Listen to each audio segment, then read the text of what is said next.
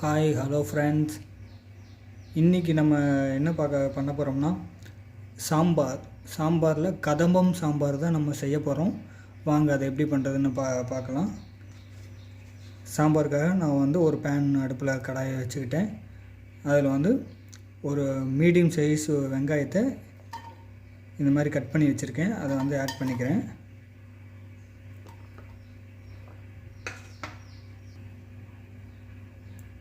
வெங்காயத்தை ஆட் பண்ணிவிட்டு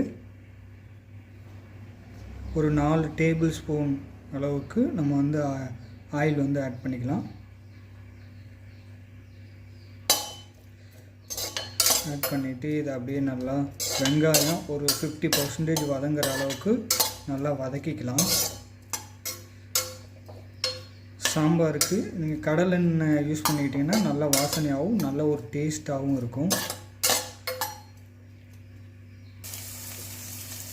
பாருங்கள், வெங்காயம் ஒரு 50% நல்லா வதங்கிருச்சு.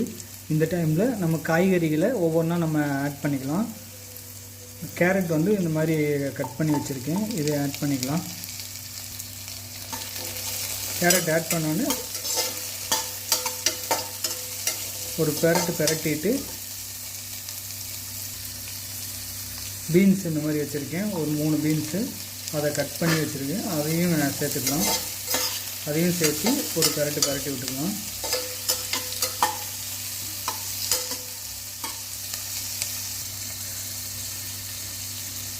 பீன்ஸை போட்டோன்னே ஒவ்வொரு காயிலையும் ஒரு நிமிஷத்துக்கு பிரட்டி விட்டு உடனே நம்ம ஆட் பண்ண போகிறோம். அடுத்து பார்த்திங்கன்னா கத்திரிக்காயும் நூக்கல்னு சொல்லிட்டு நூக்கல் காயும் உருளைக்கிழங்கும் இந்த மாதிரி கட் பண்ணி நான் தண்ணியில் போட்டு வச்சுருக்கேன், அதையும் ஆட் பண்ணிக்கலாம். நீங்கள் கத்திரிக்காயும் உருளைக்கிழங்கெல்லாம் கட் பண்ணிவிட்டு வெளியில் வச்சிங்கன்னா அது கருப்பாயிரும், டேஸ்ட்டும் மாறிடும். அதனால் தண்ணியில் போட்டு வச்சு எடுத்து இந்த மாதிரி யூஸ் பண்ணிங்கன்னா அந்த காய் ஃப்ரெஷ்ஷாகவே இருக்கும்.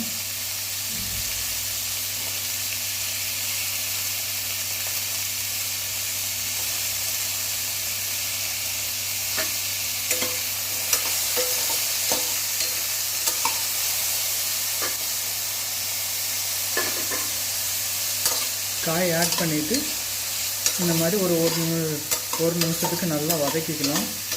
காயும் வெந்துடும், நம்ம போட்ட வெங்காயமும் நல்லா பொன்னிறமாக நல்லா செவந்து அதுவும் வெந்து வந்துடும்.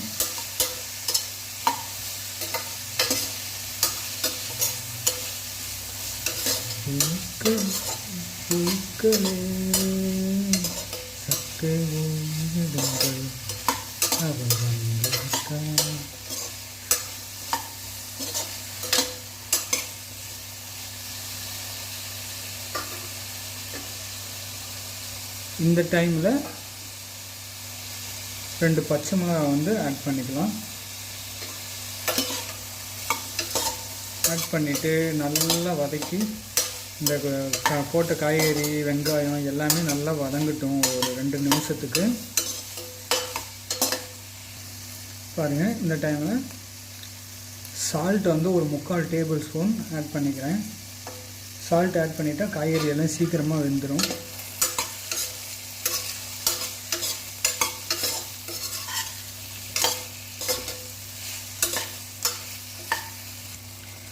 மக்களை பாருங்கள், காய்கறியெல்லாம் 50% வெந்து வந்துருச்சு.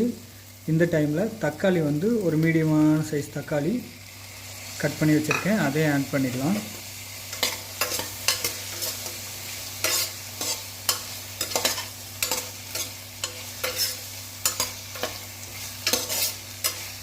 நீங்களும் இதேமாரி மெத்தடில் வீட்டில் செஞ்சு பாருங்கள், கண்டிப்பாக டேஸ்ட் வரும். சேனலை சப்ஸ்கிரைப் பண்ணுங்கள், லைக் பண்ணுங்கள், ஷேர் பண்ணுங்கள் மக்களே.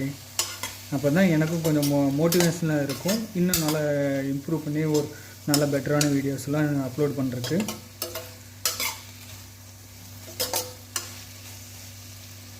தக்காளி கொஞ்சம் வதங்கட்டும், ஒரு 3 நிமிஷத்துக்கு நல்லா வதக்குவோமே. பாருங்கள், போட்ட தக்காளியும் நல்லா 70% வந்துருச்சு. இந்த டைமில் நம்ம மசாலா ஆட் பண்ணிக்கலாம். நான் red chilli powder, Kashmir chilli powder 3/4 tablespoon add பண்ணிக்கிறேன். கரெக்டாக இருக்கும். தனியா பவுடர் இதுவும் 3/4 டேபிள் ஸ்பூன் வந்து ஆட் பண்ணிக்கிறேன்.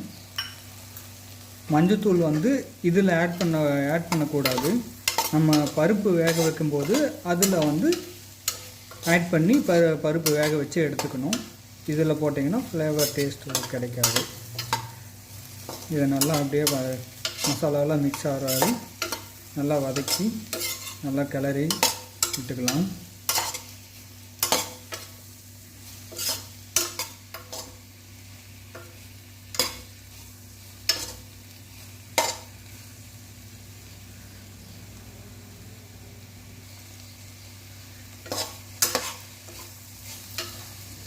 பாருங்கள் நல்லா வதங்கி வந்துருச்சு. இந்த டைமில் நான் வந்து புளி இந்த மாதிரி கரைச்சி எடுத்து வச்சுருக்கேன். குழம்புக்கு தேவையான அளவு அதை வந்து ஆட் பண்ணிக்கிறேன். புளி தண்ணி வந்து ஆட் பண்ணிவிட்டு இதை நல்லா இப்படி மிக்ஸ் பண்ணி விட்டுட்டு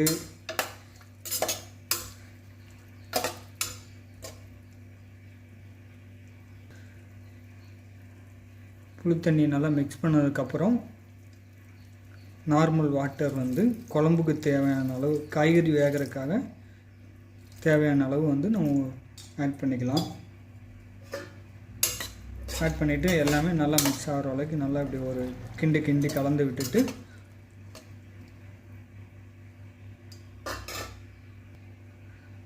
மூடி போட்டு மூடி வச்சிடலாம். ஒரு 5 நிமிஷத்துக்கு வேகட்டும். காய்கறியெல்லாம் நல்லா ஹை ஃப்ளேமில் வச்சு நல்லா கொதிக்க விட்டோம்னா ஒரு 5 நிமிஷத்தில் வேகட்டும்.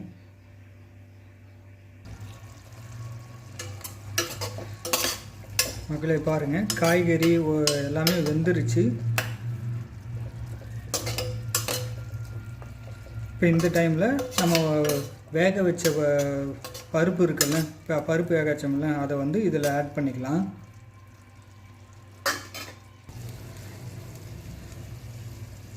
ஆல்ரெடி வேக வச்சிருந்த பருப்பை வந்து அப்படியே மிக்ஸ் பண்ணிவிட்டு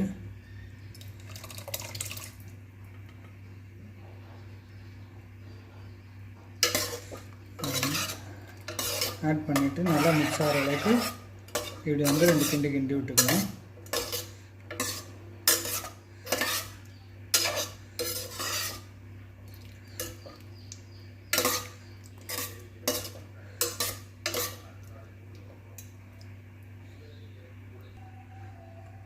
பருப்பை ஊற்றி மிக்ஸ் பண்ணி கிண்டி விட்ட உடனே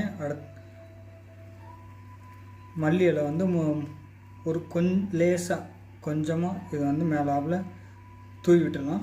தூவி விட்டுட்டு ஒரு கொதி வர்றதுக்காக மூடி வைப்போம். ஒரு நிமிஷம் ஆச்சு, எப்படி இருக்குன்னு பார்த்துடலாம்.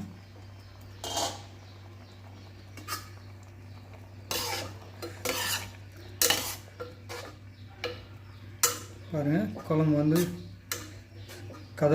கதம்பம் சாம்பார் தயாராகிருச்சு. இதை வந்து அப்படியே ஓரமாக எடுத்து வச்சுட்டு இப்போ வந்து இந்த குழம்புக்கு தாளிப்பு கொடுத்துடலாம்.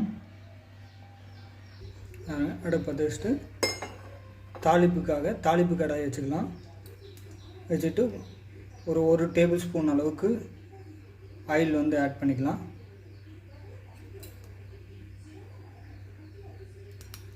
ஒரு டேபிள் ஸ்பூனுக்கு ஆயில் ஆட் பண்ணதுக்கப்புறம் ஆயில் சூடாகிடுச்சு.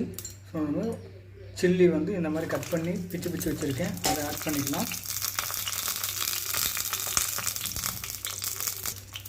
ஆட் பண்ணிவிட்டு இது கூட கடுகு 1/4 டேபிள் ஸ்பூன் ஆட் பண்ணிக்கலாம். கூடவே ஜீரகம் வந்து 1/4 டேபிள் ஸ்பூன் ஆட் பண்ணிக்கலாம். பண்ணிவிட்டு கருவேப்பிலை வந்து ஒரு 3 விரல் கடங்காப்பில் கொஞ்சம் வச்சுருக்கேன், அதையும் ஆட் பண்ணிக்கலாம். ஓகே, அவ்வளோதான். நல்லா வதங்கி வந்துருச்சு. இப்போ இவனை அப்படியே எடுத்து நம்ம வச்ச சாம்பாரில் அப்படியே கொட்டிடலாம். பாருங்கள், தாளிப்பு கொட்டிட்டு அது நல்லா ஒரு கலக்கி மிக்ஸ் பண்ணி விட்டாச்சு. சுவையான கதம்பம் சாம்பார் ரெடி. நீங்களும் வீட்டில் செஞ்சு பார்த்து குடும்பத்தோடு சாப்பிட்டு என்ஜாய் பண்ணுங்கள். சேனலை சப்ஸ்கிரைப் பண்ணுங்கள், லைக் பண்ணுங்கள், ஷேர் பண்ணுங்கள் மக்களே. மறுபடியும் நம்ம அடுத்த வீடியோவில் சந்திப்போம். தேங்க்யூ.